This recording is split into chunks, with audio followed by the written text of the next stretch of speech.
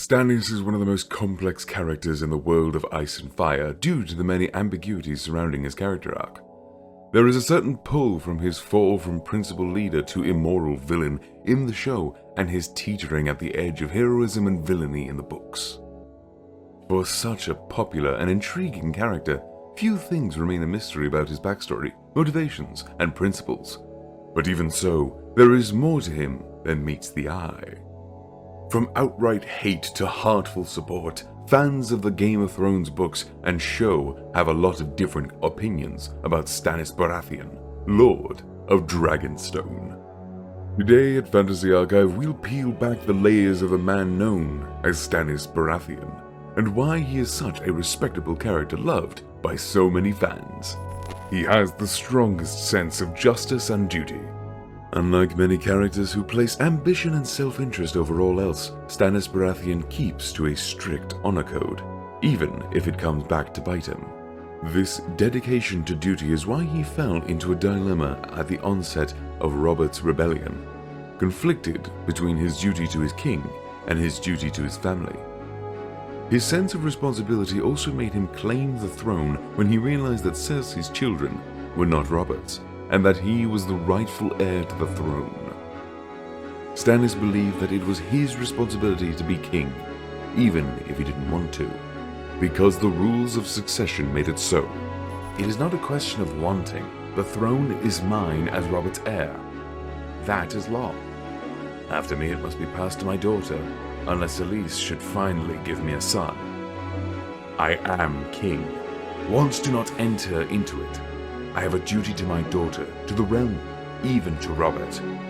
He loved me but little, I know, yet he was my brother.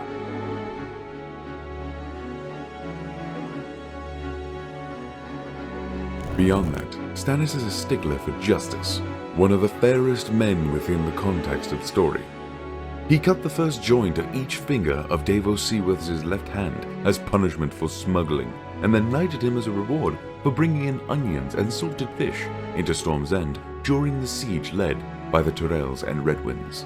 It is Stannis' sense of duty and inability to stand corruption that make him so impressive, earning him the moniker Stannis the Mannis. Of course, rhyme was a plus. His sense of duty also drove him to support the Night's Watch when no other claimant to the throne did, because he believed his focus would be on his duty rather than his rights. This act earned him the affectionate title of the King Who Cared among his fans. Don't forget to like and subscribe if you agree that Stannis is the Mannis. Besides being the man, he is also one of the funniest characters in the books. It is pretty hard to notice, but Stannis can be quite hilarious. His sardonic wit and characteristic bitterness combine to form a formula of humor so subtle, most people miss it. His one-liners are probably the most famed in the entire saga, and if there was a Game of Thrones award for savage remarks, Stannis would win it for sure. When Renly talked about how Margaery married him as a virgin during their parley, Stannis gave him quite a brutal retort. You'll be pleased to know she came to me a maid. In your bed, she's like to die that way. One of the most ironic lines in the books involves Stannis declaring his merciful nature while trying to get Renly to bend the knee when he declared himself king. I am not without mercy, thundered he who is notoriously without mercy.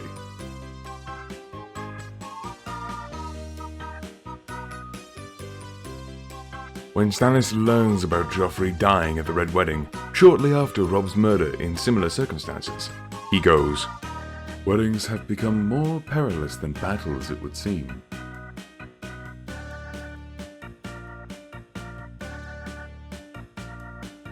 And in the books, when Jonas Slint was trying to get Stannis to promote him to Lord Commander, and Stannis rebuffed him, Bowen Marsh tried to help him out, only for Stannis to drop one of the most famous quotes. "Who better to command the Black Cloaks than a man who once commanded the Gold, sire? Any of you ever think, even the cook?" He is the greatest military commander in Westeros. Stannis Baratheon is not just an excellent commander, he is the best. No one in Westeros can match his track record on sea or land. The man held Storm's End for a year while under a joint land and sea siege from Tyrell and Redwyne forces, consequently tying up one of the most significant Targaryen loyalist forces for most of the rebellion. He also commanded the invasion of Dragonstone, displaying incredible tactical adaptability that allowed him to pull off an amphibious assault and siege in quick succession.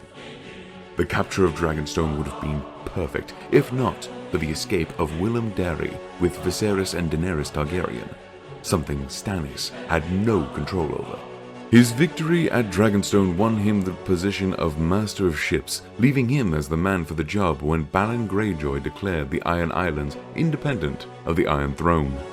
Stannis and his fleet set sail for the Sunset Sea, where he laid a trap for Victorion Greyjoy off the coast of Fair Isle and destroyed the Iron Fleet. This opened the Iron Islands for Robert and his army to destroy the Greyjoy Rebellion. In the events of the books, after losing the siege of King's Landing, Stannis returns to Dragonstone, and after some encouragement from Davos, he heads north to relieve the Night's Watch from the Wilding incursion. Stannis arrived just in time, and in a series of tactically brilliant maneuvers, routed a force that was 10 times his own, killed 1,000 of the best Wilding fighters, and captured Mance Rayder. Whatever doubts his lords might nurse, the common men seemed to have faith in their king. Stannis had smashed Mance Rayder's wildlings at the wall and cleaned Asha and her Ironborn out of Deepwood Moat. He was Robert's brother, victor in a famous sea battle of Fair Isle, the man who had held Storm's End all through Robert's rebellion. And he bore a hero's sword, enchanted blade Lightbringer, whose glow lit up the night.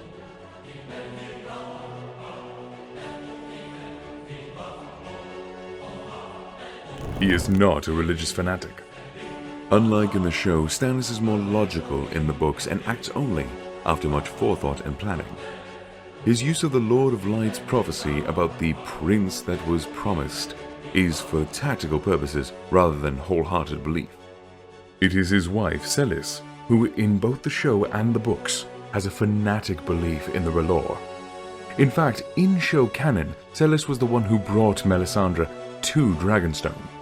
In turn, Melisandre has less influence over Stannis in the books. For instance, he supported the Night's Watch in a storm of swords because he believed it was his duty as king, not because Melisandre convinced him to. Melisandre also had a hard time convincing him to sacrifice Edric Storm, who is replaced in the show by Gendry. He loved Renly. The 3 Baratheon brothers were not the friendliest bunch. Renly was just a child when Robert and Stannis were old enough to be on the battlefield fighting a rebellion. After they won, Robert granted Stannis Dragonstone instead of Storm's End, the ancestral seat of Baratheon power. And Stannis never forgave him for that. And Stannis' resentment with Robert bled into his relationship with Renly. Even so, Stannis offers Renly a seat at his small council and a position as his heir if Renly surrenders and relinquishes his claim to the throne. This is uncharacteristically lenient for a man who claims the throne is his by right, and all who deny it are his foes. After Renly's death, Stannis felt remorse for the part he played in it. With his remorse came the realization that he loved his brother, as shown in a scene in A Clash of Kings. Renly offered me a peach. At our parley, mocked me, defied me, threatened me, and offered me a peach. I thought he was drawing a blade and went for mine own. Was that his purpose? To make me show fear?